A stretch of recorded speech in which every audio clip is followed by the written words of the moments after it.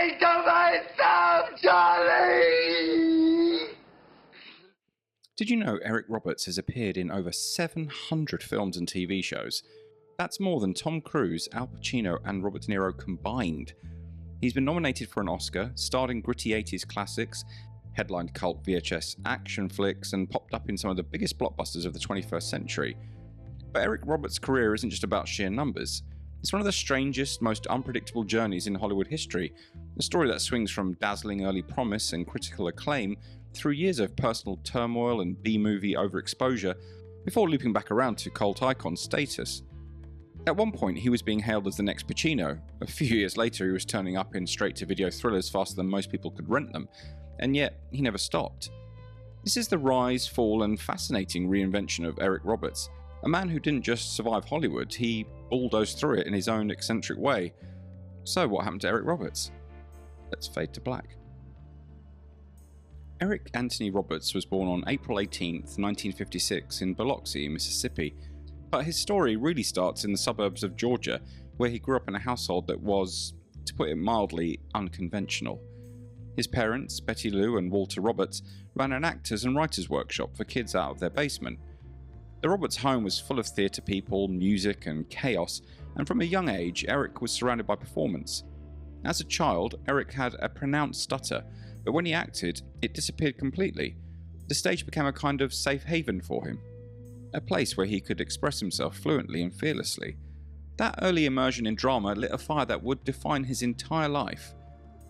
After high school, he briefly trained at the Royal Academy of Dramatic Art in London before joining the famed Actors Studio in New York. And he wasn't just another hopeful, he was talented, really talented. Casting directors noticed his intensity, that magnetic screen presence, and by the late 70s his career was starting to move fast. His breakthrough came in 1978 with King of the Gypsies, where he played Dave, the heir to a Romany crime family. The film was a critical success, and Roberts earned his first Golden Globe nomination, and almost overnight he went from an ambitious theatre kid to one of the most talked about young actors in Hollywood. He followed that up with a chilling, deeply committed turn in Star 80 in 1983, playing real-life murderer Paul Snider. It was a dark, disturbing role that left critics stunned, and it proved that Eric Roberts wasn't just another good-looking newcomer. He was serious. He had range, intensity, and a kind of unpredictable energy that made him fascinating to watch. By the early 80s, Roberts was widely seen as a future A-lister. The talent was undeniable, and the trajectory looked set for stardom. By the early 80s, Eric Roberts was on fire. Hollywood loved a brooding, intense leading man, and Eric seemed to have that in spades. He wasn't just talented, he had this dangerous quality that made him stand out from the crowd. In 1984, he delivered one of his most iconic performances in The Pope of Greenwich Village, playing the fast-talking hustler Charlie opposite Mickey Rourke. The film became a cult favourite, and Eric's performance was electric, jittery, magnetic, and unforgettable. For many, this was the role that cemented him as one of the most exciting young actors of his generation. Then came Runaway Train in 1985, and this is where things went from promising to extraordinary. Directed by Andrei Konchalovsky, the gritty action drama starred Roberts as Buck, a young convict who escapes a brutal Alaskan prison alongside Jon Voight. It was a physically punishing role, and Eric threw himself into it completely. The result? Widespread acclaim, a Golden Globe nomination, and an Oscar nomination for Best Supporting Actor. At just 29 years old, Eric Roberts had joined the ranks of Hollywood's most respected rising stars. Critics compared him to Pacino and De Niro. He was seen as part of the next wave of intense, dangerous actors who could carry serious films. Away from the spotlight, there was a growing sense that Eric's intensity wasn't confined to the screen. His talent was undeniable, but whispers about his volatile behaviour were starting to spread through Hollywood.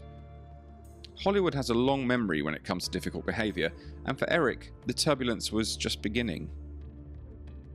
For Eric Roberts, the mid to late 80s were a blur of acclaim, opportunity, and growing chaos. Behind that sharp on-screen intensity was a man whose personal life was becoming increasingly volatile. In 1981, just as his career was taking off, Eric was involved in a serious car accident that left him in a coma for 3 days. He suffered permanent nerve damage to his face, which altered his appearance slightly, something that would stay with him for the rest of his career. But the physical scars were only part of the story. Throughout the decade, Roberts' off-screen behaviour started to make headlines. He developed a reputation for being unpredictable and confrontational, sometimes clashing with directors and co-stars. His intensity, the very quality that had made him stand out, could spill over in ways that unnerved people. There was also mounting personal issues, substance abuse, legal troubles, and strained family relationships. His relationship with his sister Julia Roberts grew complicated as her star began to rise, with his own career starting to lose its footing. Hollywood is often forgiving of bad behaviour when you're at the top, but once you start to slip, those stories stick. And for Eric, the combination of immense talent and mounting turbulence created a perfect storm that slowly pushed him away from the Hollywood A-list. As the 1990s rolled in, Eric Roberts' career took a sharp detour. The Oscar-nominated star who had once been compared to De Niro and Pacino wasn't headlining major studio films anymore. Instead, he was quietly, and then not so quietly, becoming one of the most prolific actors in Hollywood. Roberts began appearing in a flood of low-budget thrillers, TV movies, and straight-to-video action films. In an era when the home video market was booming, his name and face were suddenly everywhere, sometimes in half a dozen new releases in the same year. Titles like Best of the Best, By the Sword, and The Alternate turned him into a fixture on VHS shelves around the world. Some of these movies were solid genre flicks, others were, let's be honest, a bit rough around the edges, but Roberts kept working.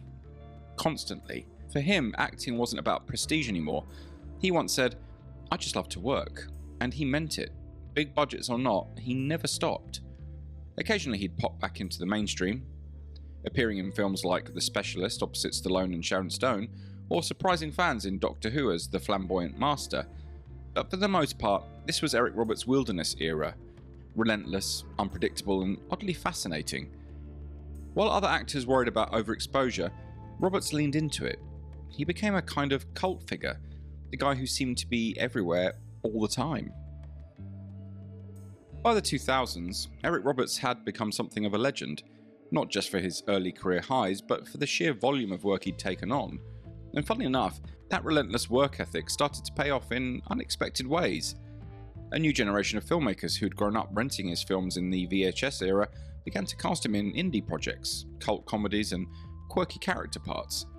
Instead of chasing work, the work kind of found him.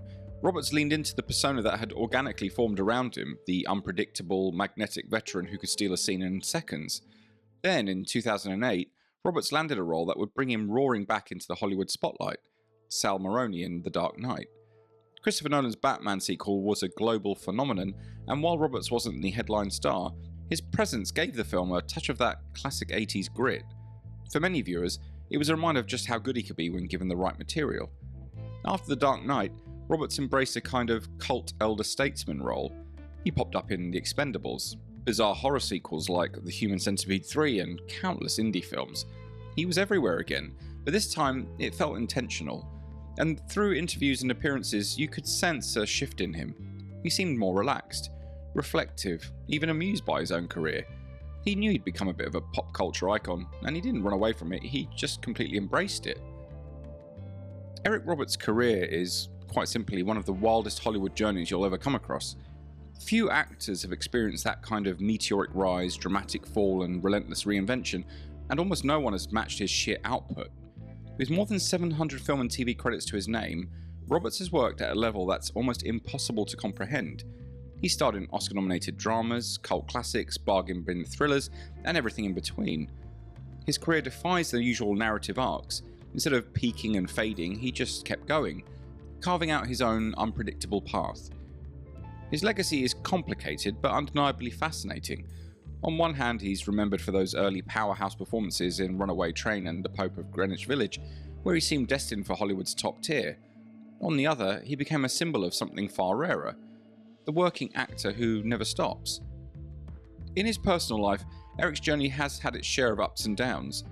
He's been married to Eliza Roberts since 1992, and over time, many of the fractures within his family began to heal. His relationship with his sister, Julia, softened in later years, and he's often spoken proudly of his daughter, actress Emma Roberts, and her success in Hollywood. These days, Eric lives in Los Angeles with Eliza, where he enjoys a quieter, more settled life than the hectic years of his rise and fall. He's still acting constantly, that part hasn't changed, but he also seems genuinely content, surrounded by family, animals, and the familiar rhythm of the industry that's defined most of his life. His career wandered off the well-lit Hollywood road a long time ago, but in doing so it carved out something entirely its own. Jagged, unpredictable, and strangely unforgettable. Robert's path through Hollywood was anything but straightforward, and that's part of why I find it so fascinating. It's messy, unpredictable, and completely unique to him. If you walked into a video shop on a Saturday night in the 80s or 90s, his face was everywhere. I remember scanning those shelves and seeing title after title with Eric on the cover, usually looking intense or slightly dangerous, and honestly I've always had a bit of a soft spot for some of his action stuff. Runaway Train and Best of the Best in particular, that was a proper weekend favourite. It might not have been Oscar bait, but it had heart. Eric Roberts' story is one of Hollywood's strangest and most fascinating rides, a career that spanned decades, genres, highs, lows, and everything in between. Whether you first discovered him in Runaway Train, Best of the Best, or The Dark Knight, chances are you've seen his face more times than you even realise. If you enjoyed this look back at his career, don't forget to hit that like button and subscribe to the channel for more deep dives into the actors who defined our movie memories. And if you'd like to support the channel and help keep these retrospectives coming, you can buy me a coffee in the link in the description. Thanks for watching, and I really do look forward to seeing you all in the next one.